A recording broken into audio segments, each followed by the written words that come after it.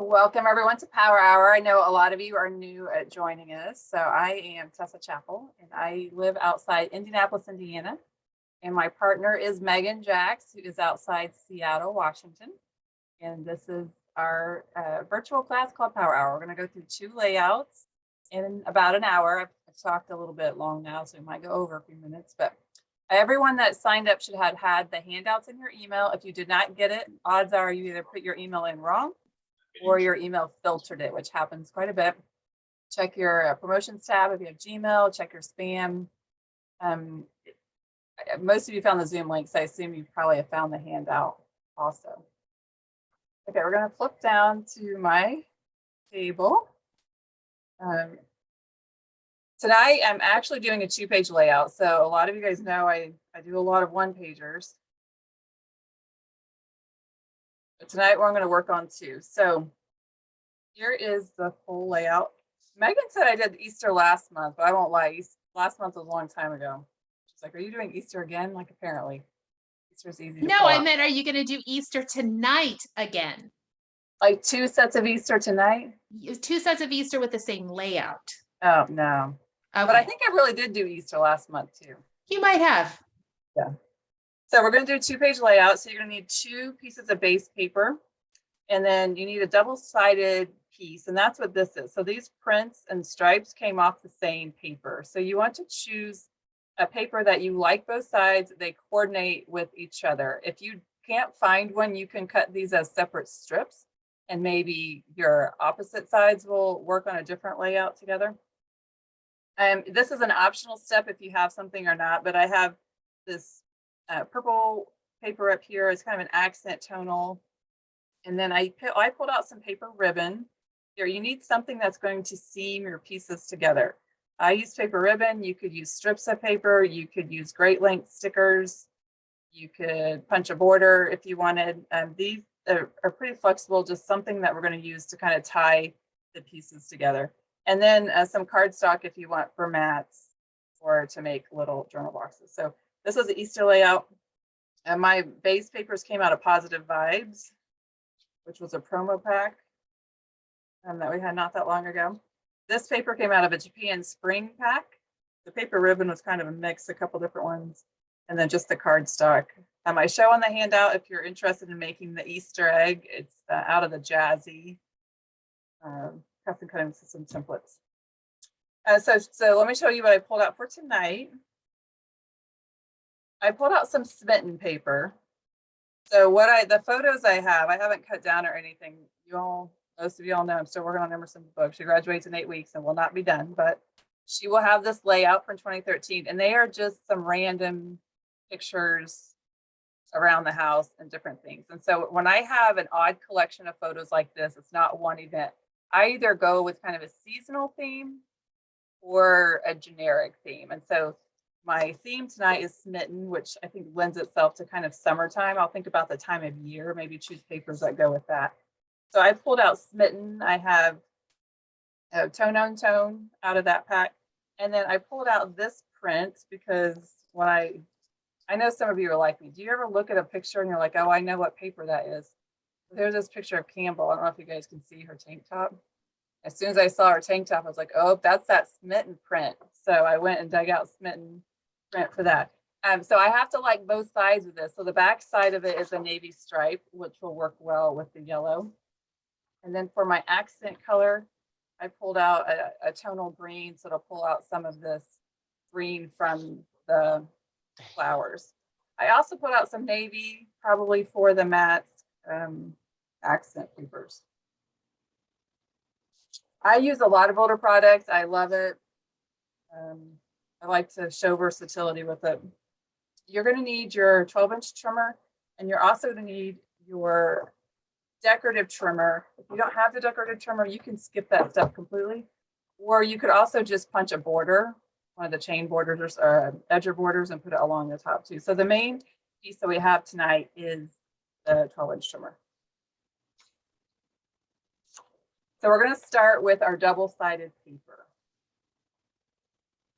The things to look before you cut your paper is we want to make sure if you have a directional pattern, we want to cut against that pattern. So on the front side, my floral is not going to matter which way my strips go. But however, on the back side, I want to make sure that my strips cut across the stripes this way.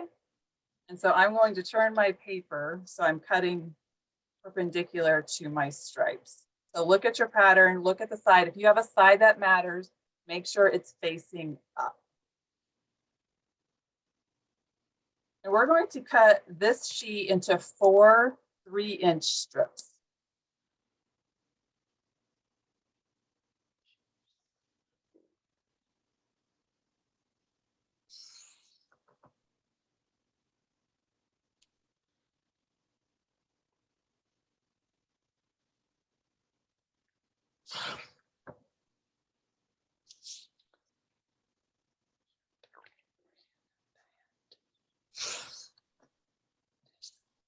And then once you have those 4 3-inch strips, we want to cut them into a 4 and 8. It's easier without pulling out the arm of your trimmer to just cut 4 inches off. If you're confident, you could do 2 at a time. If you're worried you'll mess up, you could do 1 at a time. I like to do 1 at a time, especially on my camera. I'm going to go through here and cut 4 inches off these. So I'm going to have a 3x4 and a 3x8 for each.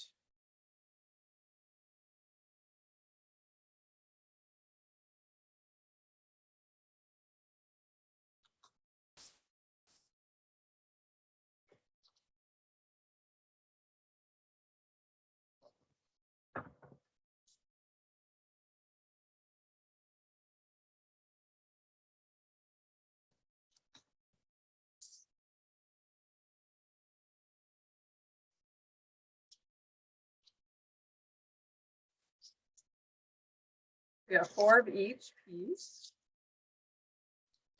I set those to the side. And then for my decorative trimmer, again, this is an optional step.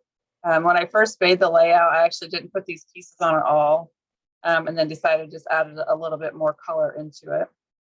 You're going to still need your 12-inch trimmer, so don't put it too far away. So I pulled out this green sheet.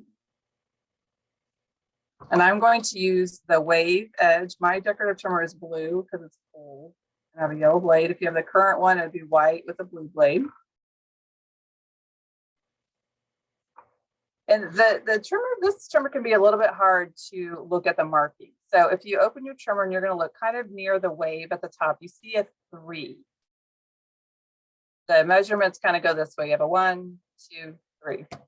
I'm going to center 1, and then down here on you have these grids. I'm going to go 1 grid mark to the right of the 3. So that would be 2 3/4.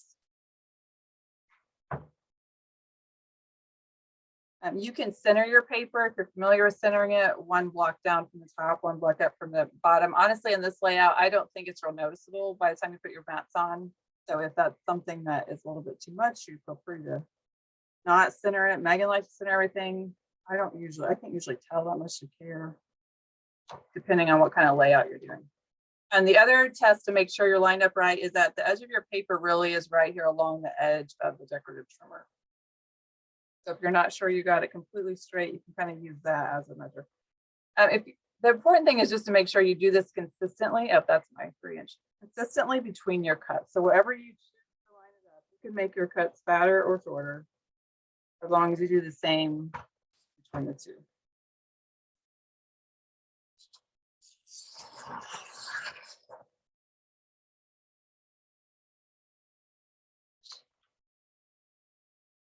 And I'm going to grab my trimmer, my 12-inch trimmer, and I want to cut off about 1/2 inch. You can go a little bit bigger if you want it center. And I'm looking at the kind of the top waves of the wave, the top peaks of the wave. 1/2 inch is pretty thin, 1 inch is really wide. You can go a little bit more. You're going to have, you look here about the thickness that you have. So if you want to see a fair amount of your print, you can make it a little wider. So you look like you were at closer to 3/4 of an inch. Yeah, 3/4 up here is a nice size. If you go back here to 1/2 inch, you're going to have kind of a thinner view. the directions say 1/2 inch. I think my layout actually was probably closer to 3/4. It can be hard to measure where you have your peak. So like, again, the important thing is just make sure whatever you line it up on for this cut, you remember for the second cut, the second set that we do. I'm gonna poke mine up slightly. I'm probably at like 5/8 or something.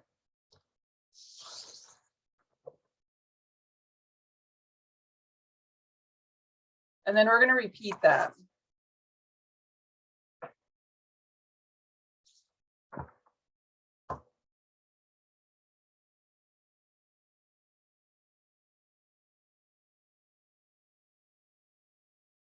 It's about 2 3/4, 1 block away from the 3-inch mark.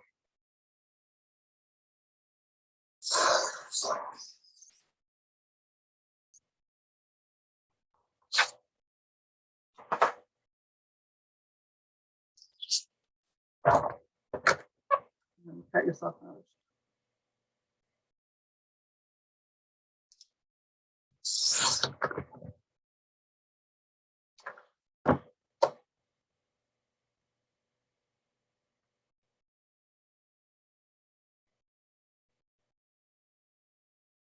Then you'll need something to be able to line up your papers. I use the 13 by 13 cutting mat. A lot of you have cutting mat, something that you can center your base papers on. You can do one at a time. Easier. I think you need to lift your camera just a smidge. The right side is, you can't see it. But now we can't see the left side. I'll do one at a time. Okay.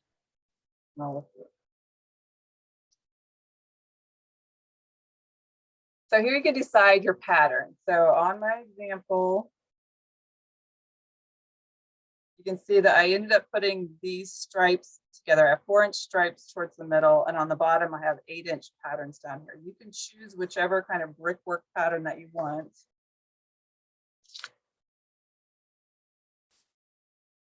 You might do similar. Do a dry fit. We're not going to tape anything down until you're confident where you want your pieces.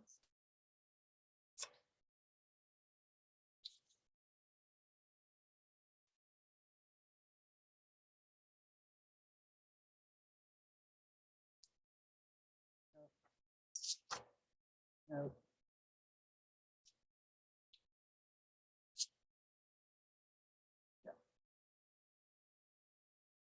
And then when you have your wavy pieces, they will go top and bottom.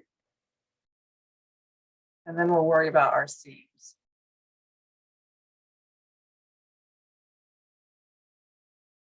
So it is easier to do one at a time. If it's also easier for you, you can turn, but basically we want to, you're going to be 3 inches from the bottom and 3 inches from the top. So if you like, you can measure down the side. If you're better at measuring up from the bottom,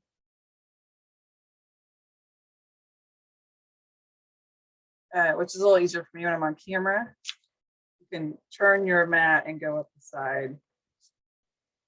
I use regular tape runner.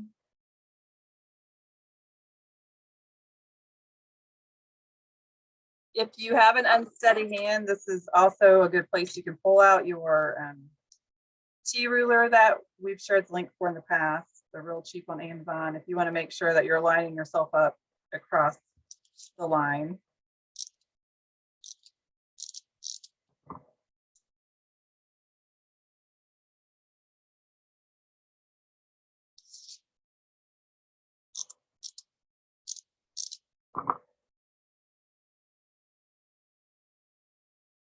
And if your pieces are slightly bigger, you know, sometimes inevitably I cut a little bit off. It's okay. That's why we're going to seam them together. You want to make sure this line is butted up together, but if these are a little bit off, it'll be okay. If this piece is a little bit wider than the one I cut the stripes on.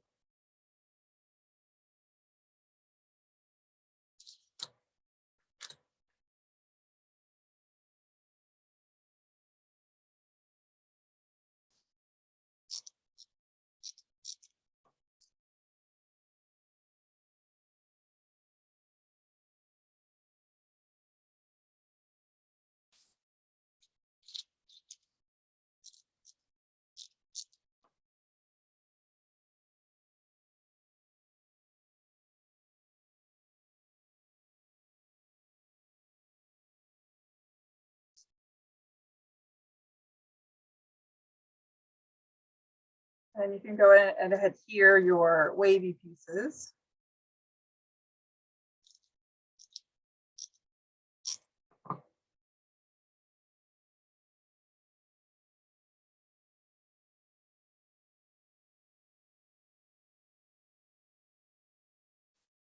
The other option I should say here, so if you're using something fat, like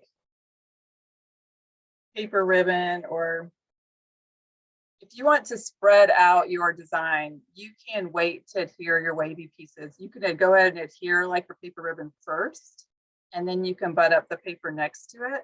If you're using like something fat, some of the ribbon I looked at, you know, is like 1/2 inch or maybe you want a 1 inch, then you're going to end up covering up quite a bit of these two together. So if you have something fat and you know that you have enough space, then you can pull this down a little bit if you know, like for example, I did pull out some paper ribbon. It's actually going to go down the middle of my layout. But if I was going to put this paper ribbon over here, you can see that it is about 3/8 of an inch. So I could leave a gap between my two papers and I'm going to have a little bit more space.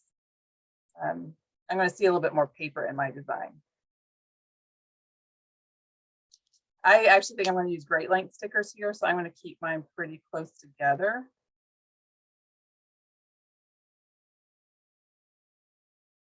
Like, so this is also a good spot if you want to use a border maker, edger cartridge. I actually looked at using, I think even our new one, I don't even have yet because I was on vacation, would be cute here. But then when I realized I was really going to cover most of it up with my photos, I decided not to worry about punching anything.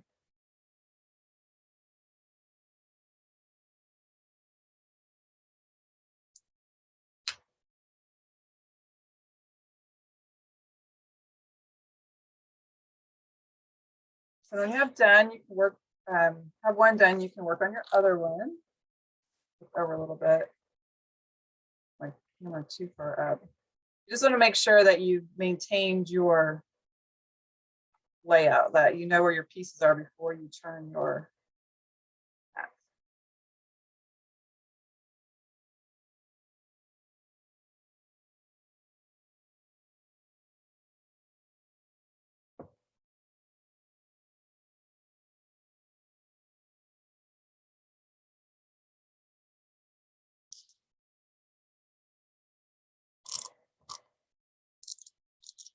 Washi tape would be a good option. The paper ribbon I showed you is from old Creative Memories and it's just paper. So I will have to adhere it down. I don't have a lot of washi tape, but it is a good option for seeing these together.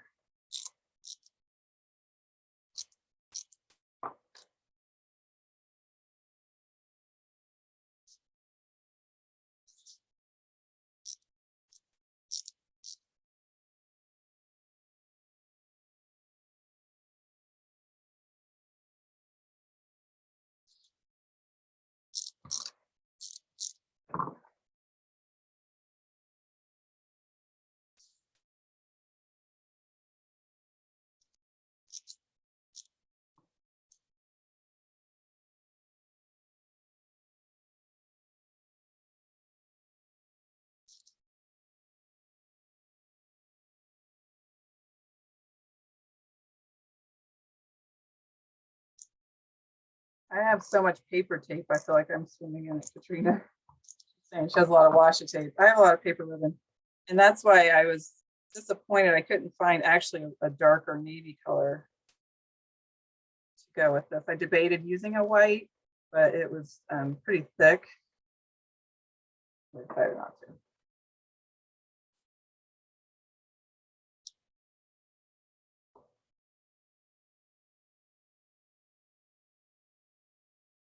So once you have your two layout, I think you can see that's so side by side. You can decide how you want to edge your pieces together. Here is my paper ribbon. And so my trick for cutting paper ribbon, it came in a container, I've already pulled it out, is if you have a ruler, and I like these old borderline rulers because they're a little bit flexible. And I line up one end at the top and I run it down the edge of the ruler. And I hold it. I just cut off the end. And with this ruler being exactly 12 inches, I can cut right along the edge of that ruler and get pretty close to 12. I don't use these rulers for anything else but measuring my paper. For some reason, I keep them. I'm sure a lot of you have these rulers. Probably made in like 1998.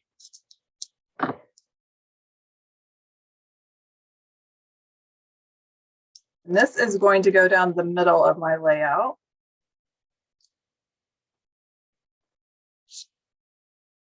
Turn myself to the side again. Grab my ruler and my repo tape. Mini tape runner would also work.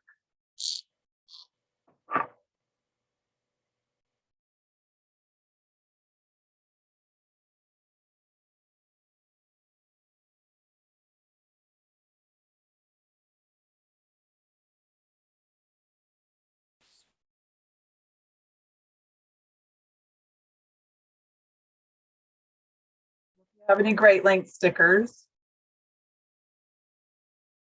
I went through my stash. I thought the navy would be a good, but I could only find 2 of these.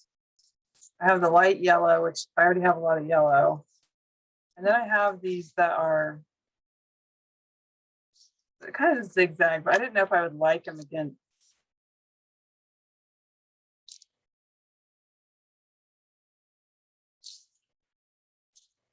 But I'm trying to use up my stuff also. So sometimes like it might not be the perfect look, but maybe I'm okay with it. And I think I'm probably going to make myself be okay with these because inevitably I am going to cover quite a bit up with pictures and they'll be fine. Right? I like it with that little wave. You probably have to go to the inside of your pattern paper a little bit so you don't lose your, on the top, that top thinner wavy edge. Yeah. Yeah, that's kind of a challenge too with how thin you make that strip.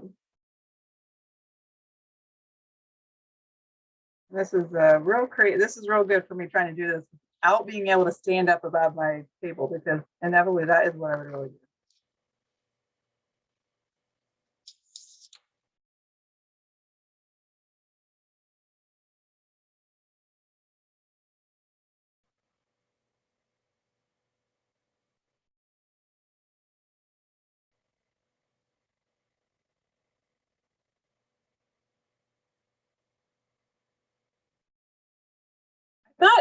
One reason that would work because there are little triangles on my paper. But I thought I was cutting my paper in a way that they would be going the same direction, but apparently I didn't get that part done.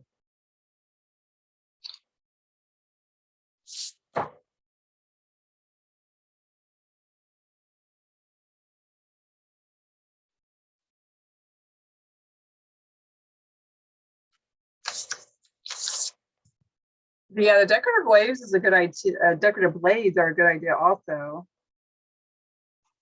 Cut some little strips with one of those.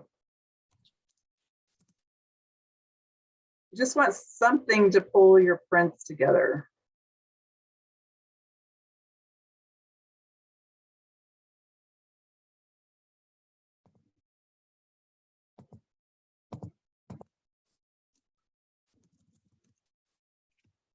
Yeah, we'll share the link to the ruler again. I think it's pinned to the top of the ideas group.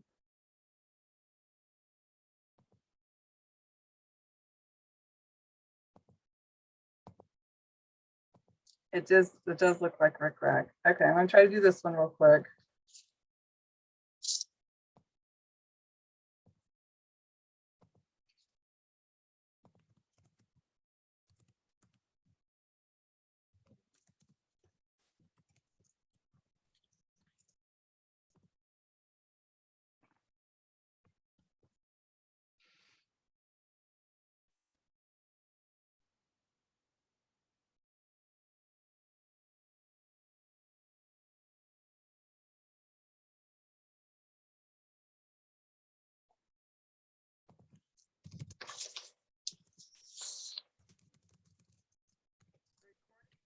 Tomorrow.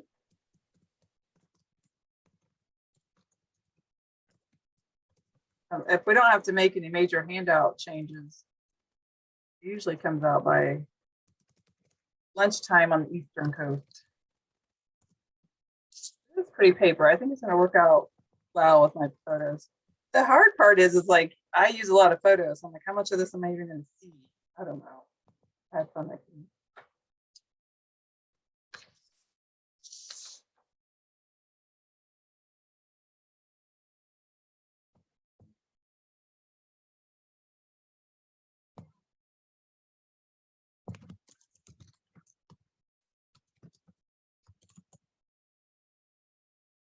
I wish we could get a blade that would cut this big. The trimmer. That would be a pretty wide cut.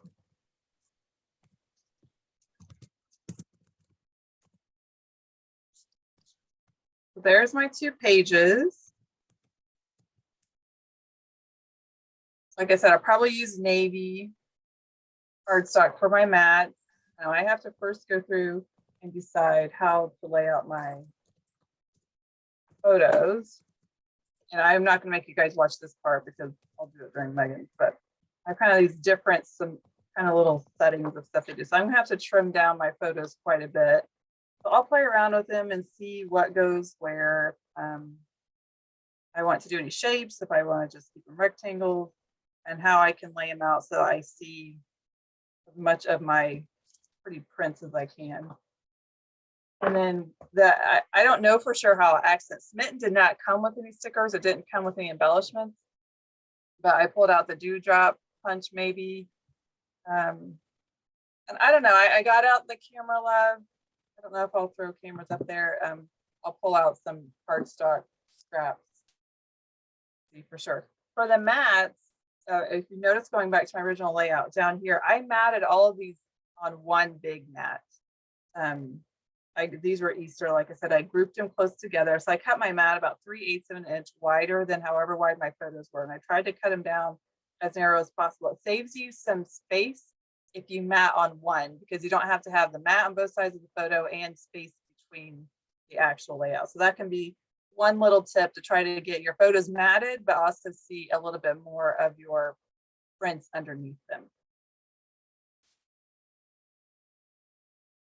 Yeah, I think I got through most of the questions. Like I said, I'll work on this while Meggan does hers, and then you guys can see how my photos pop out when I post it tomorrow in the layouts group. Okay, Meggan, I think we're good. It's my turn now. Your So turn. welcome everybody. Thanks for joining us. I'm Meggan Jax. I'm out here in Western Washington, just north of Seattle. So we've had a kind of a cold, blustery day. My son was supposed to have a t-ball, or excuse me, his first baseball game today for Little League, but it got canceled. So I don't have to miss it. Anyway, we will jump down to my table now that I've said hello. All right, so here is the layout that I had on my handout. And I made it using the Wanderlust collection. I forgot to list that on the handout itself. But this is going to be a pretty easy layout to put together. I actually don't have anything mounted down on this. It's actually just a very, I can take all these off, partly because I'm not 100% sure how I'm going to put this together yet with my photos. So this is really what we're going after, is this basic background, and then you can add your photos as you want to. So you can see here we have it where we have this kind of square motif in the middle. One of the other ways I show you on the handout is you can flip things around. So gives you some options there. You could, depending on your layouts, your photos or your papers, you can mix and match however you want this to go together. So to jump into the layout for today, we need 2 pieces of designer paper. And I'm going to, I don't want to call it cheating, but I'm, rather than trying to find 4 different sides, you can see here, I have 2 completely separate different pieces of paper here. The scratchy black tonal paper here. It had the little camera icons on one side, and then the stripes have some of this writing on the other side, the typography or whatever you call it over here. So I had to find pieces of paper when I flipped the back side that I liked how everything coordinated together. For these, the layout I'm going to do here for the demo, I am going to use 2 pieces of paper out of the Welcome Home collection. However, they're the same piece of paper. All right. Just when I put them together, I'm going to use one side of one. And so we'll still keep that, color block option going, but I won't have quite as much dynamic in my center square. But this just worked out because I was not really finding the pieces of paper where all the sides I felt were working. So some collections are going to be like that. So what you can do is, if you really like, you think that the papers match, that's great. Just use 2 of the same. That will be definitely a great option. The other part we need to do this is we are going to need to have a piece of paper that we're going to use for this center square and some of our accent pieces. So here you can see I used a tonal red here in the middle. I am not 100% sure which color I'm going to use. I pulled one of the tonal green from Welcome Home, from the Tone on Tone pack, and I pulled the blue as well. So I'm going to ask your guys' help on this because I have photos. I took my kids to see Mount St. Helens last summer. And so I just printed off a bunch of photos from that. It was kind of one of those hazy days where I didn't take a whole lot of photos because it was not a great day to view the volcano, but you can kind of see the photos I've got going here. I did go ahead and mount them on mounted on tonal paper, but I've kept the same measurement. So this is a 4x6 mat, and I've trimmed down my photos. So I'll talk about that a little bit more. We're going to go ahead and we'll start with our background pieces because I know those are not going to change. And I'm seeing people, everybody's loving the green. I'm pretty certain it's going to be the green because I've got a lot of blue in the sky in my photos. So green is probably going to win out. So the first thing we need to do is I need you guys to look at the papers that you've chosen. And remember, we are going to fold back one of the corners, and I need you to consider your pattern of your papers.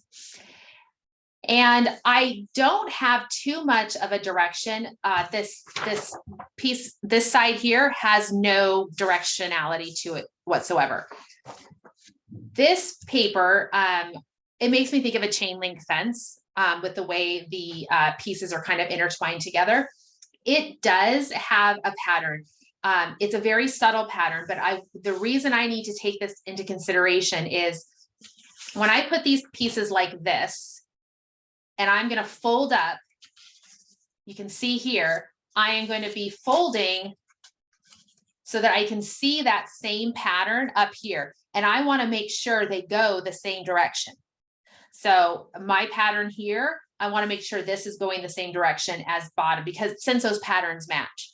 Now on my other example, I had that typewriter writing, and I needed to make sure when I folded my paper up that my typewriter writing would be going the right way, that it's not going to be going the wrong direction.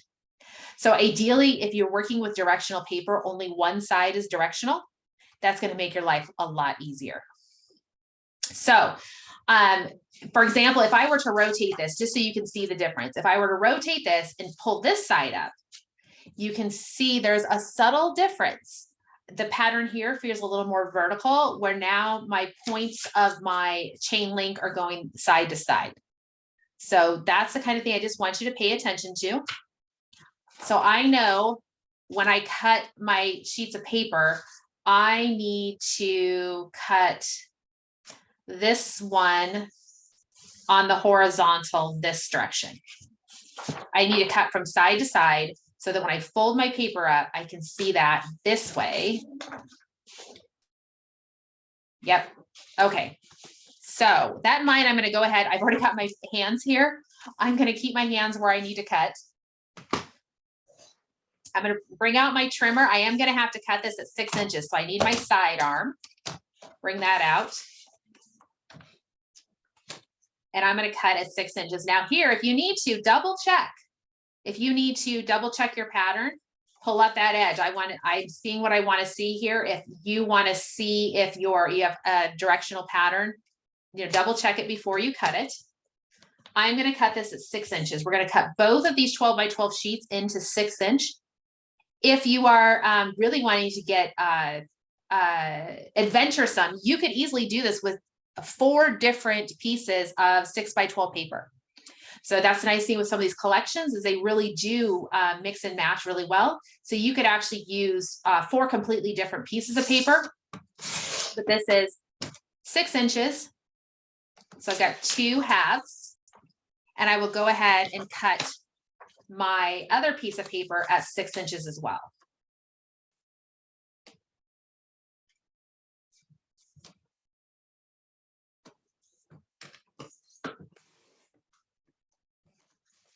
So I have 2 sets of 6 inch pieces. Now, I guess I should not have put my trimmer too far away because we're going to go ahead. And what I want you to do is I want you to lay out your pieces the way you think you're going to assign them. So I know I need a top and a bottom piece here.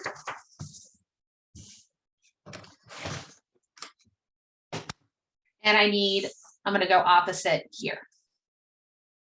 So this is how I'm going to lay things out. And the reason I'm doing this way is it's going to allow me to grab my pieces one at a time and do my score and folds.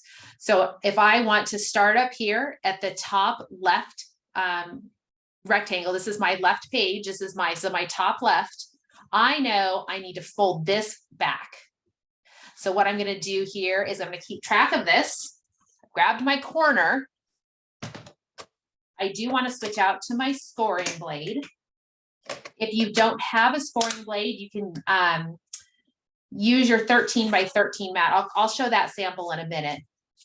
So here I've grabbed my corner and I need to score along this edge. So this corner here is the one I'm going to bring in along my 45-degree angle. And I'm going to go ahead and score. And this will bend back to make that corner. So then we just repeat on all these pieces. So I'm going to grab this corner and it's going to feed in here. I'm coming over here to 2 inches. That's the key piece. And I made a lovely little, I really did, a lovely little thing that said 2 inches, and I can't find it now.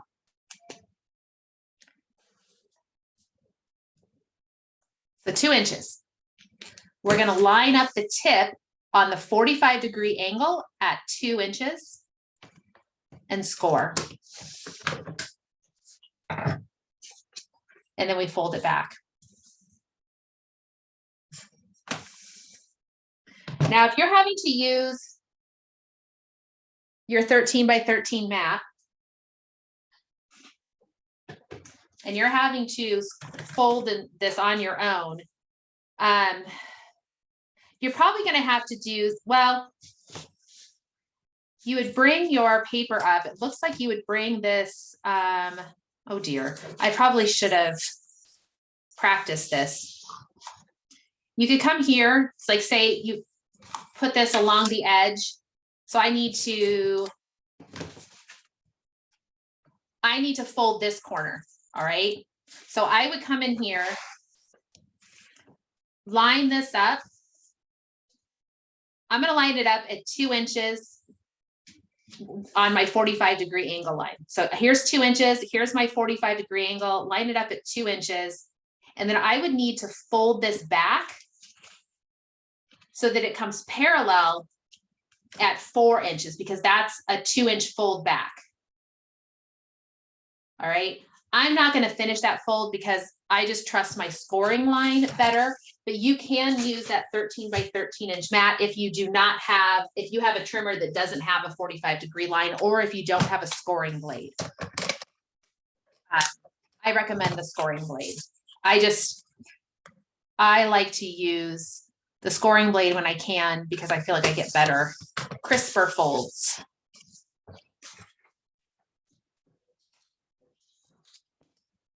And then I need to fold this corner here. I'm just grabbing those corners. It just lets me know which one I need to put in, where I line it up.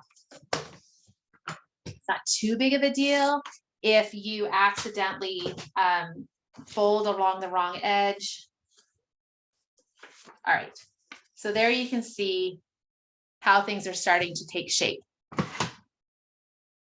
Now we get into a couple of details here. I do talk about punching the edge. If you want to use the border maker system, you could punch along the edge. I am going to use a knockout style punch. So now we've talked about different styles of the border maker cartridge. We talked about edge style and we talked about knockout style. I am using the chevron, which is, and this is a retired one. It's older. It is what we consider a knockout. It is not going to alter the edge of my paper, and it will stay attached. So it's just going to cut out these chevrons. Now, a knockout, or excuse me, a edge style border maker cartridge is starry, is an edge style, meaning it stays attached to the paper, but it is going to leave a decorative edge along the edge of the paper. Starry is a decorative edge. The new Flourish Vine is an edge style border maker cartridge. So if you decide to use one of these, which is great, especially this new Flourish Vine is going to be beautiful, you just need to make sure that you're going to have some cardstock that, or a tonal paper or something that you're going to have to back behind once you punch it to get it back to that 12 inches. Since I'm going to use a knockout style, I don't have to have something that's going to go all the way to the edge when I go behind it. I'm actually going to use a piece of paper to weave through it, or you could use just a piece of paper that goes behind it, which is what I did. The chevron arrows here, actually you can see probably on the black here, I just have a piece of paper behind it. So there's some options there when you're using the border maker system on how to do it. So I'm going to go ahead and punch. I am using the same punch on all 4 top and bottom edges. You can mix it up if you want to, but I'm going to use the same. So I am going to feed these in and just do quick punches at the top. So my bottom pieces get punched on the bottom. My top pieces will get punched on the top. If you're not sure what you want to punch or what you want to do, you can skip this step for now. You'll be able to come back and do it. Once you get the whole layout put together, you can do that detail. So maybe you're just not sure what photos you're going to add. You can make that adjustment if you need to. I am saving my chevrons. I'm just shoving them over to the side. The chevrons make a nice, the punched pieces. Sometimes you can find ways to use those.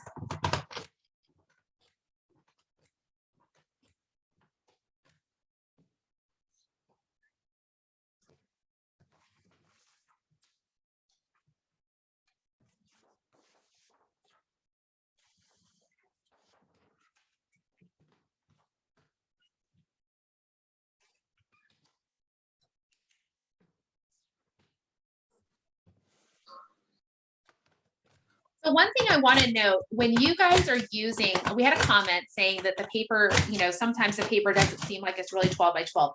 There is a margin of error with Creative Memories. I cannot remember what their margin of error that they consider acceptable in the manufacturing process, but there is a little bit of margin of error.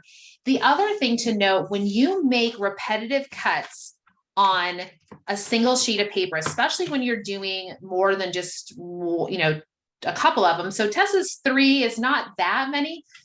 If you are over, if say you cut even a 1/16 of an inch off, that 16th or that 1/32 of an inch, if you repeat that, always, it will start to stack up. So sometimes if you're trying to cut 12 1-inch strips from a piece of paper, sometimes that last strip won't be a full inch because you've made 11 previous cuts that were just slightly off. So that 1/32 of an inch that you're off, that starts to compound over 11 cuts. So that's a big thing that I've noticed. So just something to keep in mind when you're making a lot of repetitive cuts. So there you can see. You can see I got my punches here at the top and the bottom. I am going to go ahead and do my paper welds now. And so I just have somewhere, I had a piece of a strip of cardstock white paper that I was going to use. I promise I was really organized when I started, and then I started moving things around.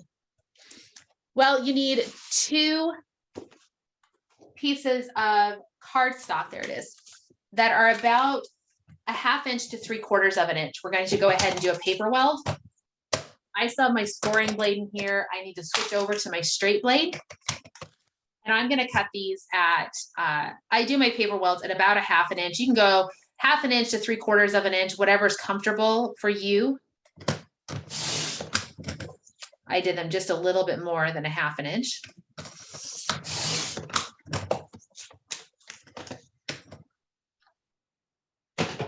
And then we will go ahead and put paper weld these together. Another thing with the top and bottom borders, you don't even have to punch these backgrounds. You can just do borders across there. You can do chain style borders. Whenever we talk about borders, a lot of times there is so much variability in there. Just grab whatever works with your particular, the photos, whatever theme you're going with. So here I need to, I'm going to go ahead and I'm just going to put I don't need to do adhesive all the way across my 12-inch strip here because I'm not going to use the entire 12 inches. I only am going to adhere this section from where my fold is to the edge. So I'm going to go ahead and just do my adhesive there. When I trim, so somebody's asking about the fact that I line up my paper at the bottom edge of my trimmer. So when I'm cutting, I'm defaulting to down here along this edge. That's just personal habit. I don't know that it matters that much. It's just how I do it. I think some people line up at the top. I have a tendency to line up at the bottom.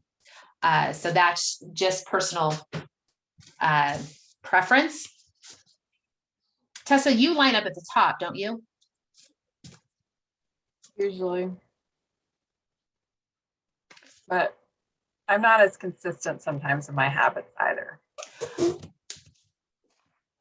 I would say that I have a tendency to use the bottom of my cut area. So I am very likely to cut down in here. So if I'm cutting something short, I'm going to be cutting down here rather than cutting up here. Maybe it's because it's just further from me. The other thing I do try to tell myself is I need to sometimes cut up here at the top because I will wear this bottom section of my trimming mat on my cutter before I wear the top. And so, I wear the top before the bottom. So I'm usually trying to remind myself the opposite. Yep, you have to do the opposite. And just a reminder to people, when you're using the Creative Memories trimmer, if you're starting to get rough edges, you notice that you're starting to get a little bit of frayed edge on your paper when you cut it, it's time to flip your mat. I promise you probably don't need a new straight blade. You need to flip the mat. So I just like to make sure we tell people that there are 4 cutting edges to this, the gray trimming mat. So you're getting those edges that don't look super crisp. Just flip that gray mat over. Once you flip it over, I think probably by the time you're on to side 3, you are probably going to want to put an order in, order another mat with your next order. So I actually keep a few of them on hand. I think I press too hard and I go through my mats a little bit faster than normal. You also cut a lot of paper. I do cut a lot of paper, and unfortunately, I am working on a folding table that is not super, it has a little bit of a concave to it when I push in the middle. So I have to push extra hard to make sure I get all the way through. So one of these days, I'm gonna have a nice, super solid tabletop. And that is probably not gonna happen though until I get a kid kicked out of the house. So Good luck with that. well, I got some advice from my a relative, and she informed me when your children leave the house, get rid of the bed. And so I've always had that in the back of my mind. And I don't know if I'll actually do that. In some ways, I can see that seems kind of abrupt. And you know, my oldest is going to college this fall, so I won't get rid of his bed quite yet. I'll maybe let him graduate college before I get rid of his bed. So what about grandkids? The grandkids, when the grandkids appear, then the beds can come back. They'll come back as cribs and small things like that. That's You'll be in a different house by then. I will be in a different house by then. I will be in a different house, one without stairs. At least stairs that go up to a second story. Stairs to basements are acceptable. So here we go. We've got this all set. Now, I do know that I am going to use some green here at the bottom. So I want to also point out an issue with my green. I only have this amount of my, this tonal green, and I really want to weave the green through here. This centerpiece here, I need, and I think I tell you, you need it to be at least 3.5 or so inches wide, and 6 inches should cover from top to bottom here. So you can put a 3.5 by 6 inch piece behind this to fill in that triangle area. So the first thing I'm going to do is I am going to go ahead and trim some strips that I can weave into my chevron borders at the top and the bottom. I need to double check my measurement. I practiced on one to see if I even liked the look. And I think I cut it a little too short. So it's a little over 3/4 of an inch. So a generous 3/4 of an inch. And I need to cut 4 of those.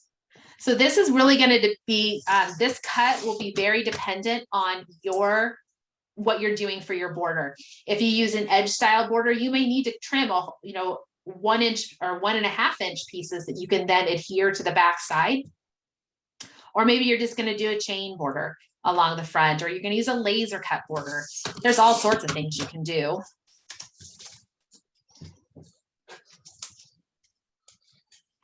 I'm a little worried. That one's going to be a little tight.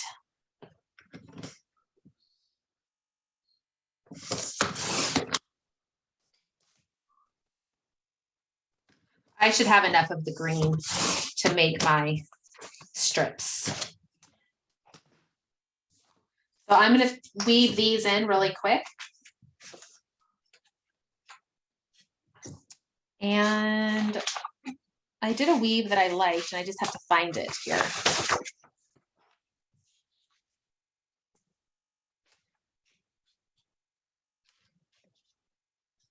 I was going to go under 2 and over 1. So kind of mimicking the same pattern that is in the chevron arrows, but it's just a little bit larger.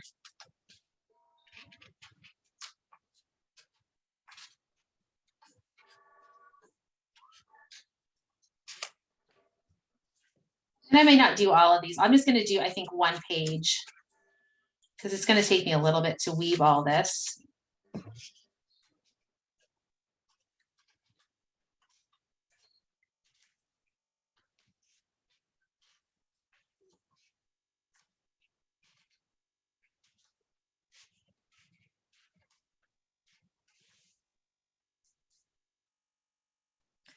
So I will cut, now that I'm confident that I'm going to have those pieces here, I'm going to cut this last sheet. I need to cut my 3.5 by 6 inch rectangles. So I'm coming over here to 3.5 inches.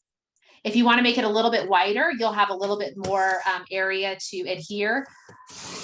But the 3.5 inch wide should be fine. And I need to make these 6 inches.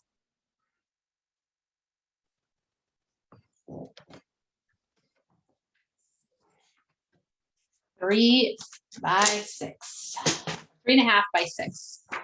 So when I'm going to adhere these, what I'm going to do is flip it over to the back side. And what I found worked really well was actually just going pretty heavy on the adhesive on this angled edge. So I'm repositionable because that's just what I grabbed. If you want to, you can grab, you can use regular adhesive and then line these up. And then if you want, depending, you could tape down your flaps.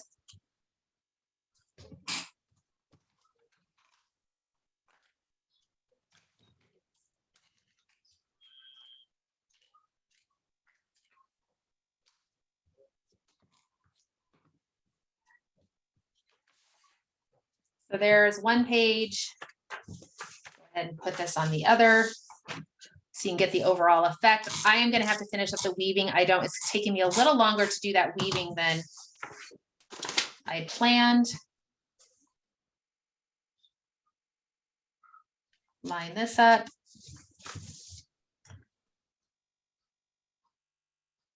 See how that's coming together there. So that's those pieces. And then I have my photos. And I did with my photos, I printed these at home. So I was able to be very specific on what I wanted to print. And I stuck kind of with what we had. So the 4x6s.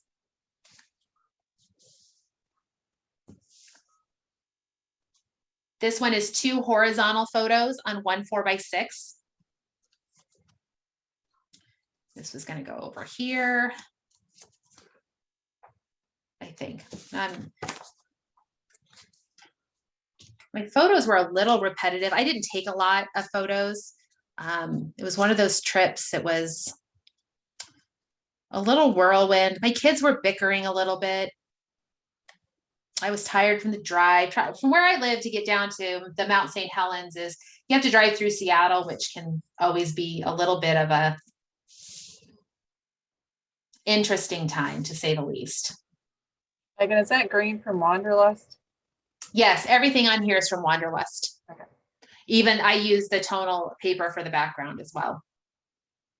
So something along those lines. And then I have a little journal box that I trimmed down out of the Wanderlust. No, it's all from Welcome Home. I'm sorry, Welcome Home.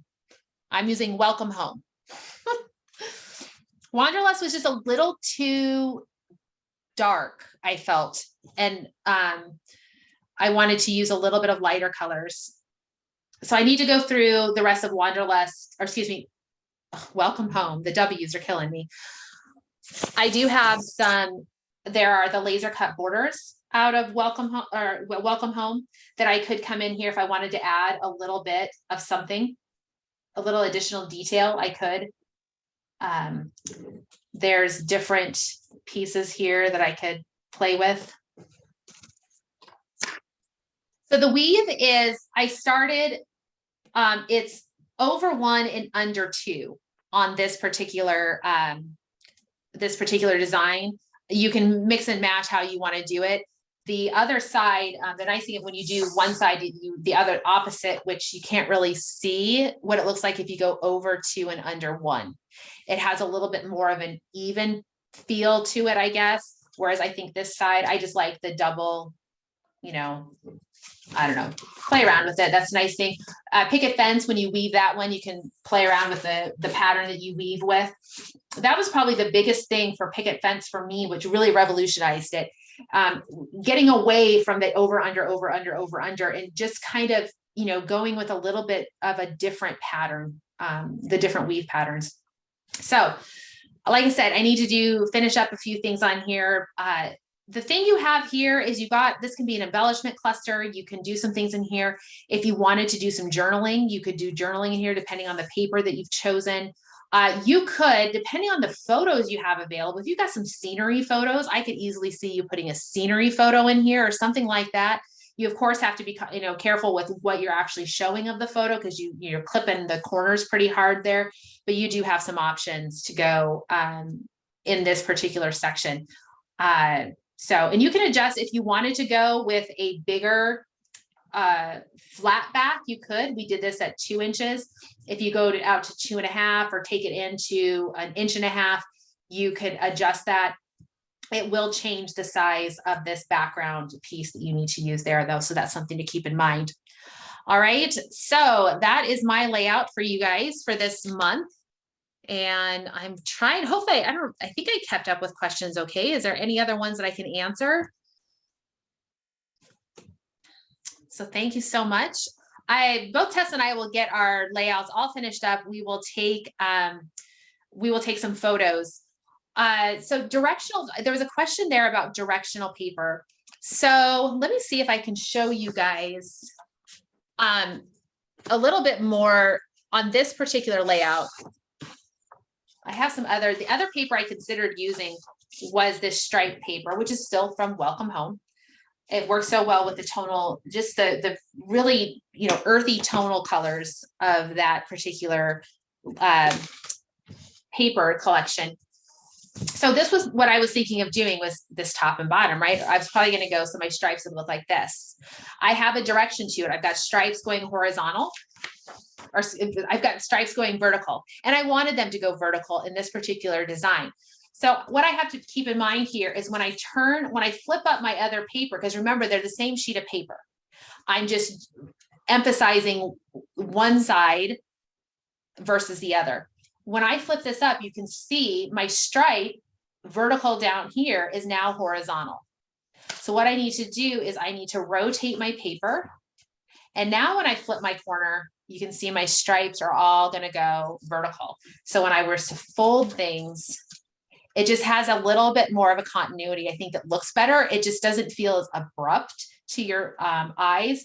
It's probably not a big deal in this particular case if they're not going the same direction. But if you have something that definitely has a top and a bottom to it, such as like I had that typewriter has writing on it, or say they're trees or Santa's face, and you want to make sure Santa's hat is at the top and his beard's at the bottom.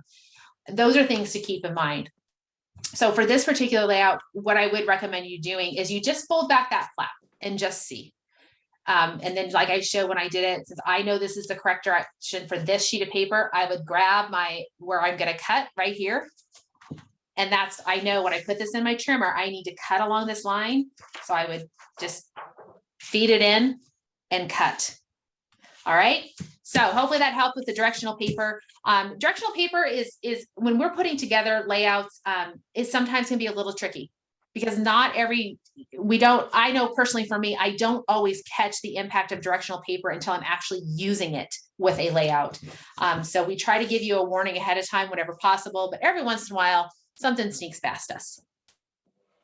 So thank you so much. I'm going to pass this back over to Tessa, and she is going to wrap us up with all of our final announcements. Good job. Hey, so when you're ready to post, we do have the hashtags on the handouts this time. So it's hashtag April 2022 PH. And we will, of course, do a drawing. So if you do your layouts and post them in the ideas group, we will do a drawing 1 week from tomorrow, whatever day that is, and send you a free pack of embellishments. Even if you don't live in the US, I know how to mail to Australia, New Zealand, Canada, wherever you live, I can mail embellishments to you. So everyone is eligible to draw. As long as you get the hashtag right. And you'll notice sometimes if we notice you miss it, or I might put it in the comments. Once it's in the comments, you'll still pull up. So you don't have to worry about actually figuring out how to edit your post. Meggan just put the group in the chat.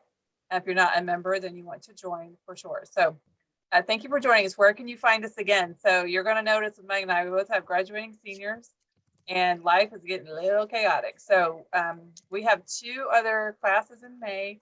And you're all gonna make fun of me, but I've been on vacation and I don't even remember what is the name of the collection we're using for May. Our memories. So basically, I should have done the final announcements here. Our moments. It's our moments. Our moments. Okay. We're doing Page Makers May 3rd with Our Moments. It's a new collection from Creative Memories. It's very versatile. It's very pretty. I've not seen it yet, but it looks lovely on the screen.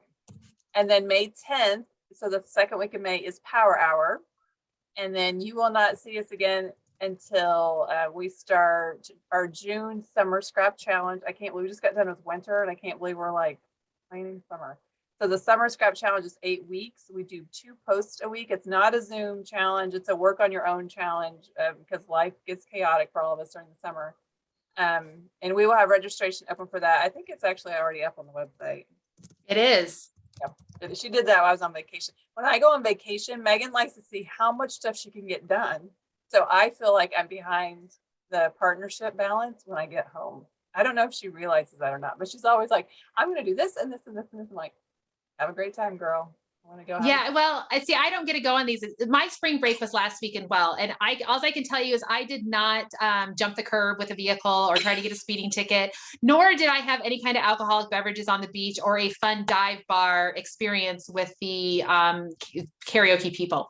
So it's because of Megan. We actually have classes on her website. So who got the better end of the deal? I don't know. Yeah, anyway, so that's what's coming in. And then when we do get to June and July Power Hour, you will need to pay attention to the dates because they are not going to be our normal Tuesdays. It was literally like we had like one day each month that we were both in town and able to be online. So I think one of them is a Monday, one of them, I don't know, Friday. Are we doing like a Friday day or something? I don't know. When they June, I think we have a Monday evening and a Friday day time, depending on where you live. The hashtag is on the handouts. It's both pretty large in random spots on the handout. Tessa put hers up at the top. Mine's a little bit more in mid of the page. So you just use those hashtags and we'll help you out in the group to make sure you get all in there. And no, your layouts do not have to have photos. They do not have to be creative memories. We love creative memories products. We understand you guys have all sorts of stuff in your stash. Use what you love and whatever goes with your photos. So. Yep, we're not picky. So that's where you can find us coming up. And if you have any questions, you all know where to find us. Email, Facebook, we're around. Any other questions or anything that you guys need before we sign off? Thanks for tolerating us. Thanks, lady. I like reading your comments in the chat too. Appreciate everybody's participation. Watching all of that. Seeing your background. You guys are going to know I have my crafts together when my background looks better than this. I see some of the people that post on YouTube, some of the advisors, they have these lovely spaces. Nope, I mean, you got the real deal here. You have to try the virtual background sometime, Tessa. I tried it just to experiment, I think maybe before our Wonderlust class to see what it looked like. And I was a little bit like, oh, I don't know if I could handle this. Well, I feel like sometimes when you're moving too much, it like makes the edges of you look weird. Yeah, it's pretty rough. If you don't have a green screen behind you, I think it can be a little rough on that. And I felt the same way because I think I put my hands up and my hands like didn't appear. Like I had no fingers. It couldn't see the separation between the digits of my fingers. I was like, nope, I cannot go up there and have all of a sudden like duck hands or something. I just like to give a low bar. I just like to have a low bar. Like there's no perfection in workspace over here. You should see my real space. It is literally about 6 inches deep. So it's going to amaze me how I managed to get ready for, I think I have Boilermaker Monday next week. Do you have Friday for Creative Life? I do have Fridays. So I've got to get busy. Yeah, we're both part of Creative Life Scrapbooking, which if you guys are new to us too, is a different page, Creative Life Scrapbooking, where we do 2 posts each week. And so we all take a turn every month. So Megan posts on this Friday. And I always know that when she posts, I'm the next one. So that means I have to get a border ready for Monday. But I'm kind of excited because we have several new punches.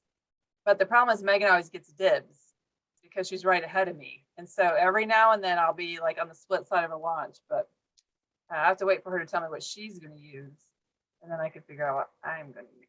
But the first thing I have to do, I don't know how many are with me. I haven't even started my taxes.